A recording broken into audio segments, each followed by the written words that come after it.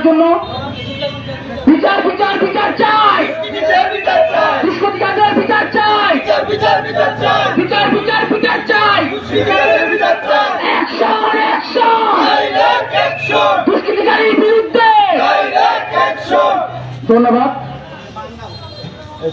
ধন্যবাদ নিদনকে। তার বক্তব্য অল্প সময়ের জন্য শেষ হয়েছে। এখন আমাদের মাঝে বক্তব্য রাখবেন জুবায়ের ভাই।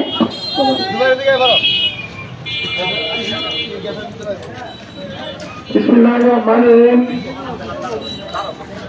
সুপ্রিয় বাজিতপুরবাসী, সকলের প্রতি আন্তরিক সালাম, আসসালামু আলাইকুম। আজকে আমরা এমন একটি সময় দাঁড়িয়েছি যখন 5 আগস্ট ছাত্র জনতার গণ অভ্যুত্থানের মাধ্যমে যে বিপ্লব সাধিত হয়েছে, নতুন বাংলাদেশ গড়ার লক্ষ্যে প্রশাসনের সর্বস্তরের কর্মকর্তা কর্মচারী, বিভিন্ন রাজনৈতিক দল, সুশীল সমাজ কাজ করে যাচ্ছে, তখন কিছু স্বার্থন্বেষী মহল বাজিতপুরের উন্নয়নকে বাধাগ্রস্ত করার জন্য বিভিন্নভাবে চক্রান্ত করা যাচ্ছে।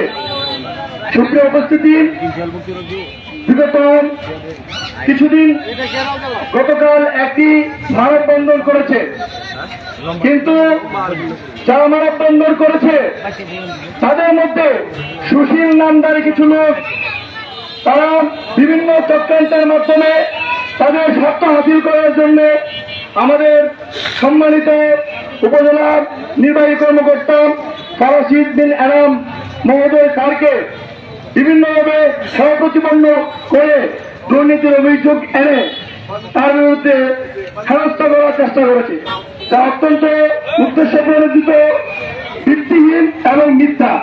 আমরা তীব্র নিন্দা এবং প্রতিবাদ জানাই। একটা কথা আছে, আমরা সবাই পাপি, আপন পাপের বাক্যারা দিয়ে অন্যের পাপ মাপি।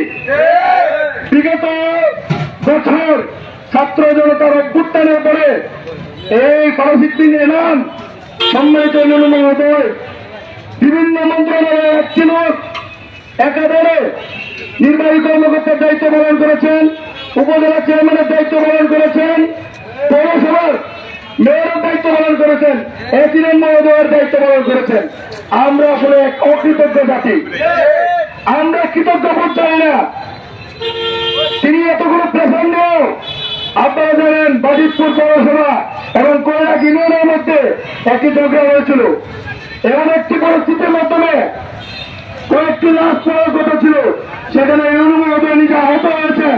বাজিতপুর বাসীর বিশৃঙ্খল করতে দিয়ে দেননি, সেখানে কোন রক্তপাত করতে দিয়ে দেননি।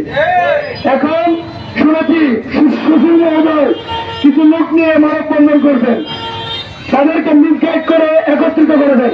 লোকজন হয়তো জানেও না কিসের সেখানে মানববন্ধন, কি জন্য করা হয়েছে কেউ জানে না। হঠাৎ করে একটি ব্যানার করে ইউনো মহোদয়ের বিরুদ্ধে আন্দোলন। আমরা স্পষ্ট হয়ে যাই, ইউনো মহোদয় যে আন্দোলনের জন্য দাঁড়িয়েছিলেন, যে পদক্ষেপ নিয়েছেন, এটা হল লুটেরা, বালখোর, জলমহল, বালমহলের বিরুদ্ধে দাঁড়িয়েছেন। আমরা কি সকলেই কি ইউনো মহোদয়ের পাশে আছি না? এই জন্য যদি ইউনো মহোদয়ের বিরুদ্ধে নতুন কোন চক্রান্ত হয়, বাজিতপুরের সর্বস্তরের জনগণ তা রুখে নেবে এবং প্রয়োজন আবার নতুন করে আন্দোলন জাগ্রত হবে।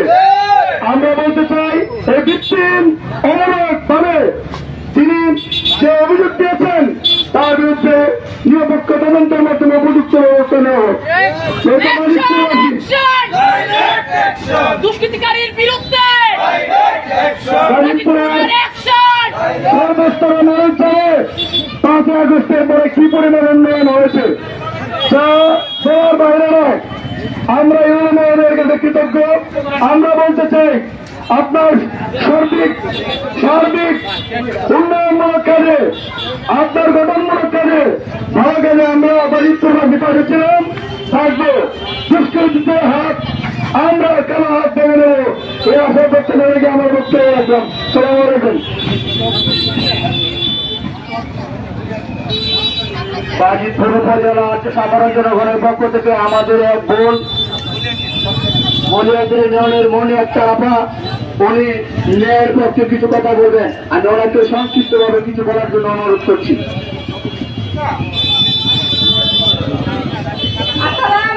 আলাইকুম। আমি জনগণের সামনে আমি আসছি, আমার একটাই বক্তব্য। তখন তারা প্রথম আমি যখন টিভি আনতে যাই তখন তারা আমরা দুর্ব্যবহার করে যাই এখন আসুন স্যার বাইরে আমরা দুই দুয়ার হলে এরকম করে আমরা কাজ করে দেয়। তার ব্যবহার আসলে পুরোটাই ভালো না। সে হতে পারে শিক্ষক স্যার, কিন্তু তার সম্মান দিচ্ছি অনেকদিন আমরা দেখি আমার কিছু দেয় নাই। আর আমার চেয়ারম্যানের কাছে আমার মতন ওনারা অপমান করছে, অনেক মানুষকে এরকম ভাবে অনেক অপমান করছে। কেন উনি এরকম করে কেন? আপনাদের কাছে আমার এটাই আপনারা বিচার চাই। আব্দুল মালেক স্বপন, ওনার বিচার চাই আপনাদের কাছে। আমার মেয়ের কিছু আপনারা নিয়ে দিবেন, এটা আপনাদের কাছে আমার বক্তব্য। কিসের হ্যাঁ স্কুলে আমার মেয়ে স্কুলে পড়ছে, তখন উনি টিসি ছাড়াই আমার মেয়েকে ভর্তি করছে।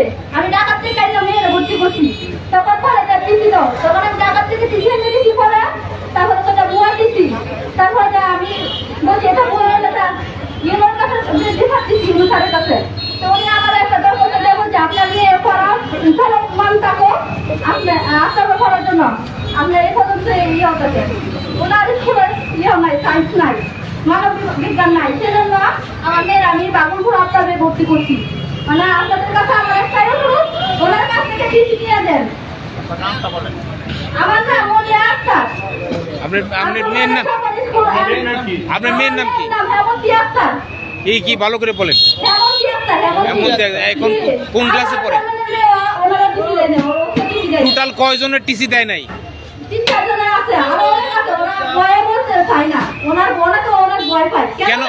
কেন ভয় পায় ওনারে?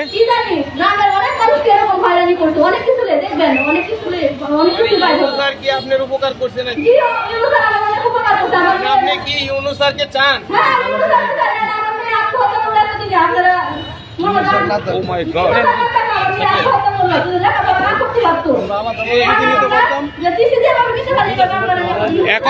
এখনো কি দিছে না টিসি?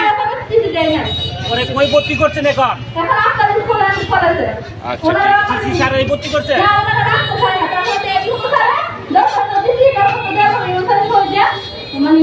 স্যারের অনুরোধে ভর্তি করছে। ধন্যবাদ। বোনকে তার সত্য বলার জন্য অনেক ধন্যবাদ। এমন অনেক বক্তব্য